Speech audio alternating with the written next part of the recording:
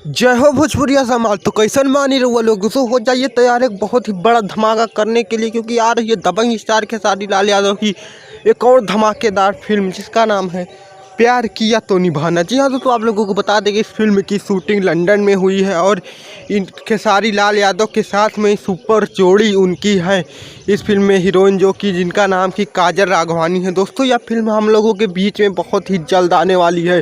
दोस्तों यह फिल्म इतनी वायरल होगी कि कुछ कहने नहीं, क्योंकि बहुत दिनों के बाद सुपरस्टार खेसारी लाल यादव और काजल राघवानी फिर से पिक्चर लेकर आ रहे हैं। जी हाँ दोस्तों, सुपरस्टार खेसारी लाल यादव के जितने भी फैन हैं उनके इस फिल्म को बहुत सारा प्यार और आशीर्वाद दीजिएगा, क्योंकि यह फिल्म हम लोगों के बीच में बहुत जल्द आएगी।